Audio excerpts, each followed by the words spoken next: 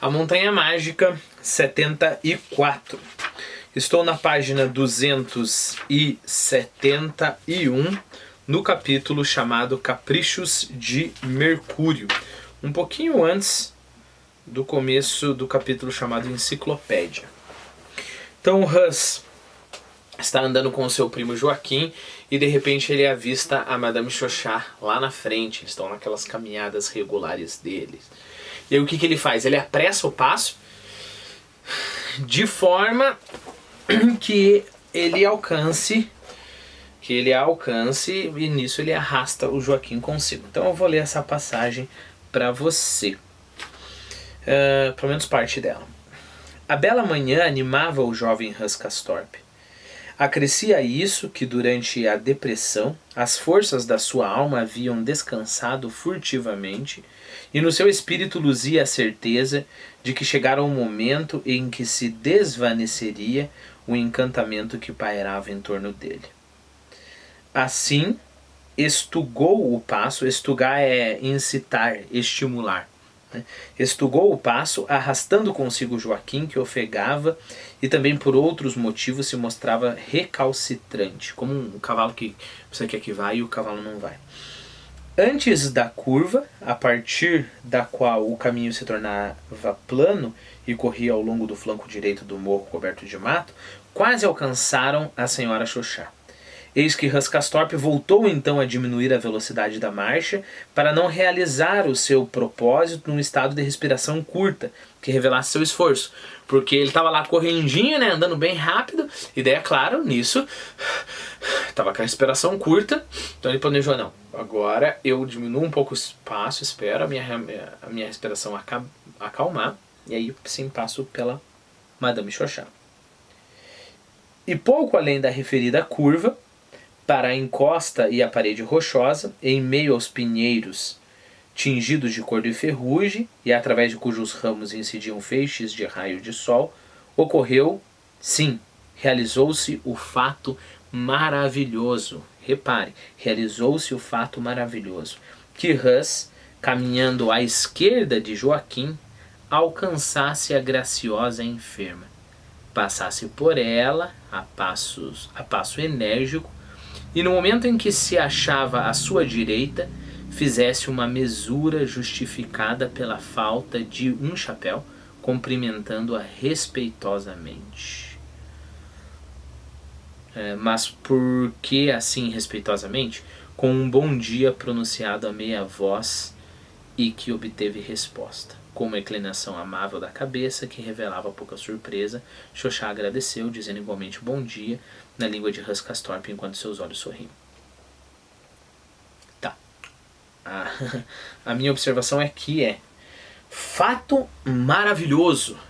Fato maravilhoso. Ele passou por ela e falou oi, bom dia. Ela olhou para ele e falou bom dia também.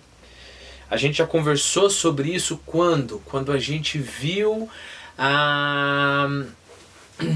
aquele episódio em que o Hans interagiu com o Ipe. E aí eu falei, olha o respeito do narrador, esse foi o tema daquele vídeo, olha o respeito do narrador pela experiência, etc. Quero abordar a mesma coisa de outra perspectiva. Eu não sei se você já percebeu, mas esse tipo de coisa, esses fatos maravilhosos, que pra gente seria nada, eles são bem comuns na adolescência. Eu, por exemplo, eu lembro quando eu era moleque, eu tinha que de quando em quando depositar o cheque pro meu pai.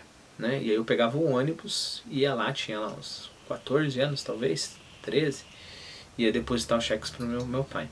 E eu lembro alguns casos que são grandes ocorridos na minha vida, que até hoje são batalhas épicas, né? Conquistas formidáveis. E quais são essa conquista formidável? Eu lembro uma vez que eu estava no ônibus e tinha uma menina linda do outro lado do ônibus, e eu comecei a olhar para ela e ela olhou para mim. E essa foi a minha batalha maravilhosa e épica, né, que até hoje eu lembro. Às vezes acontecia o contrário, né? Por exemplo, eu estava no ônibus, eu acho que uma vez teve isso, eu estava no ônibus, eu estava distraído, e aí um homem falou, ó, ei menino, dá lugar para essa senhora aí. Eu não tinha visto a senhora e não tinha visto nada. E aí, é claro, eu dei o lugar para ela, estava no assento preferencial, se não estivesse eu teria o direito de escolher, na verdade. Dei o lugar para ela e foi uma humilhação terrível, né? Afinal de contas, eu havia sido chamado a atenção no meio do ônibus.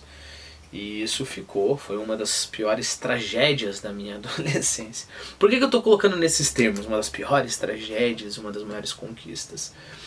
Porque é comum de um adolescente ele ver esses episódios desse jeito, né? É claro que tem adolescente, quanto mais acostumado você tiver com determinada coisa, se um adolescente está acostumado a ter vários namoricos, adolescentes que vão para baladas e tudo mais, um olhar de alguém não vai ser grandes coisas, né? Mas tem esses pequenos episódios que são grandes coisas. E aí, o que essa passagem nos mostra é que isso não tem tanto a ver com você ser adulto ou adolescente, mas tem a ver com a sua concepção de tempo. Quanto mais a sua visão em relação ao tempo for curta, mais como é que se diz? Fatos ocorridos que seriam insignificantes vão crescer. Por quê? Porque pense, se eu sou um adolescente, isso é comum do adolescente, né? Se eu consigo ver só até o final da semana, para além disso não existe vida, é claro que o que acontece agora vai ter um significado épico. Afinal de contas, na escala da minha vida, que é a escala só do presente, ou a escala de algumas semanas, porque algumas semanas atrás eu já esqueço, algumas semanas pra frente eu já nem consigo ver mais, né? Então a minha escala de adolescente é essa daqui. É claro que isso vai ser uma coisa épica, porque ocupa boa parte da minha vida, não há solução para depois daquilo. Se por outro lado eu vou aprendendo com a vida, eu tenho uma namorada que eu gosto muito, eu amo essa namorada, né? Se eu amo essa namorada, amo de paixão, e ela termina comigo, e a minha vida ela tem ali a duração de uns 2 meses, lembre-se, 1 mês para trás e 1 mês para frente, isso é o fim da minha vida. Acabou, não tem mais nada para acontecer. É deitar e morrer, né? Se por outro lado eu tenho a concepção de passado e futuro, como uma pessoa mais experiente em teoria teria que ter, eu vou saber que, olha, eu já tive outras namoradas, eu sobrevivi, então tem tempo para trás, né?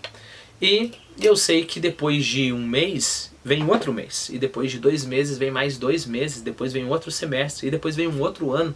Eu já vi isso acontecer. E depois de 1 ano tem mais 1 ano, então tem muito tempo para frente. Então eu coloco tudo isso em perspectiva.